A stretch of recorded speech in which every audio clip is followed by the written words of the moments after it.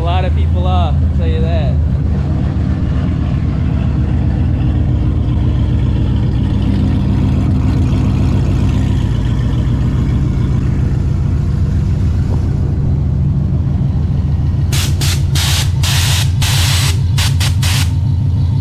Got headers, nitrous, poly.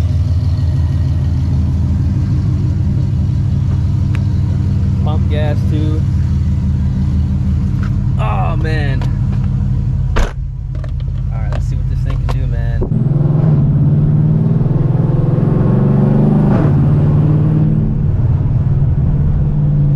This thing is so, this reminds me of the 2-valve as far as like the noise and how loud this shit is.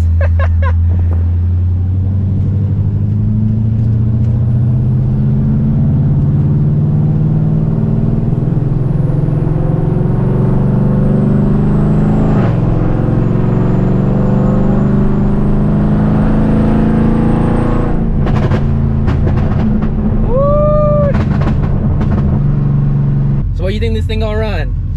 I think with us in the car, I'm telling right now, because we got almost 3K DA. So I honestly, if this thing runs like an 8.5 or slower, this is 7s all day in Houston, because this is like literally almost 2K DA higher than what we would be running in Houston. This would be ridiculous.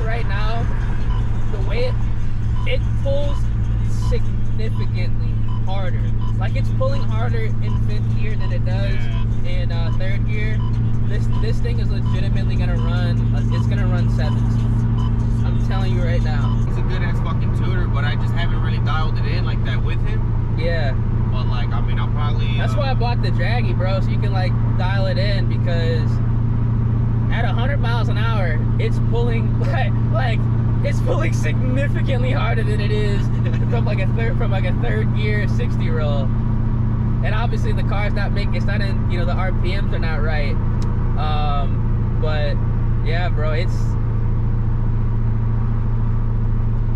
definitely will make a difference for sure. All right, so this thing's actually running pretty good.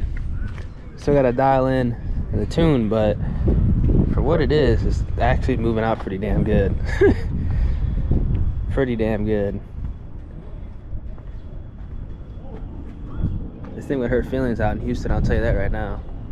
Just gotta fix the nitrous not hitting into like 5th gear, and it's actually still running pretty good. I'm not gonna drop any numbers on it right now, but not bad. Not bad at all.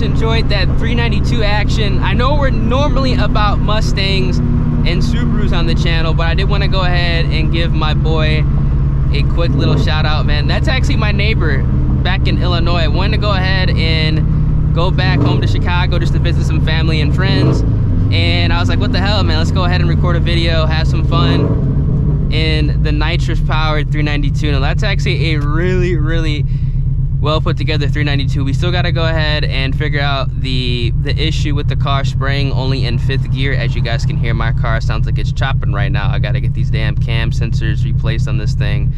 But that thing is nasty, man. It is nasty. I'm not gonna put any draggy numbers in this video, but it is running very well. I would bet any money that it would destroy any of the 392 in the area that I'm in right now, and definitely any 392, you know, back up in Chicago. 110%. The car's not even running 100%, and it's running pretty damn good in 3K DA, which is absolutely insane to me, because usually, you know, down here in Houston, in the winter time, it's like -1,000. Sometimes, hell, it's -2K.